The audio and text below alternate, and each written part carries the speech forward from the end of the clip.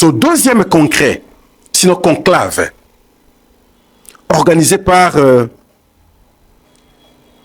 les Sauvons la RDC dans une banlieue sud-africaine à 60 km de la ville de Pretoria. Ils ont bien voulu aller un peu trop loin, dans un coin un peu reculé. Ils prétextent qu'ils n'ont pas voulu que les gens sachent là où ils allaient maintenant se rencontrer. Et c'est la deuxième fois qu'ils se rencontrent après Nairobi. Mais nous faisons savoir ici que vous aurez constaté que l'ancien président de la République, Joseph Kabila, aujourd'hui responsabilisé par le Rwanda comme membre de M23, responsabilisé également par le président Félix-Antoine Tshisekedi comme géniteur de M23. Et de l'AFC, bien entendu, il a commencé d'abord par échanger avec le volet militaire. Il échange avec le volet militaire à Goma. Nous l'avons vu tous. L'AFC et M23. Après le volet militaire, il est allé échanger avec le volet politique. Cette fois-là, il quitte Goma, il se retrouve en Afrique du Sud. C'est le volet politique. Mais le tout fait le mouvement Sauvons la RDC. Mais la question qu'on doit se poser, pourquoi avoir commencé d'abord par les militaires, ceux qui tiennent les armes? C'est parce que il comprend que la solution ne proviendra probablement que de ce côté-là, d'abord, parce que par la voie politique, ce n'est pas possible. Il sait ce qu'il a fait.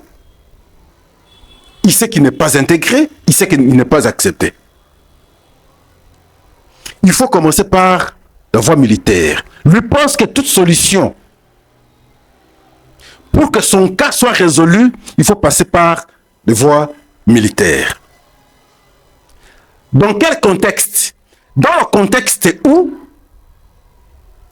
cette voie militaire échange avec notre gouvernement en Suisse, précisément à Genève. Dans le cadre de la continuité des discussions qui ont commencé à Doha, le M23 et la République démocratique du Congo se retrouvent à Genève.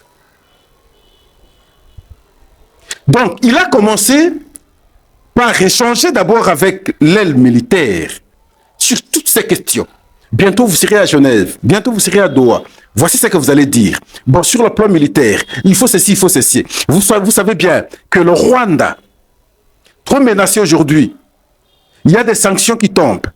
Attention, vous savez bien que les résolutions du Conseil de sécurité des Nations Unies ont déjà reconnu le Rwanda comme responsable.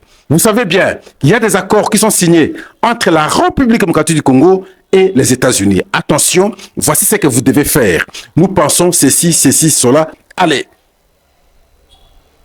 Et après, il se déplace, il se retrouve en Afrique du Sud. Là, c'est pour échanger avec les opposants.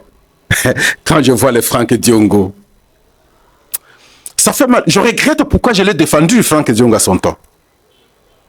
Quand il vomissait du sang, du fait simplement qu'on l'ait arrêté à son temps, à l'époque de Joseph Kabila, et moi, Pascal, de temps en temps, sur mes plateaux, je ne savais que défendre Franck Diongo. Je regrette.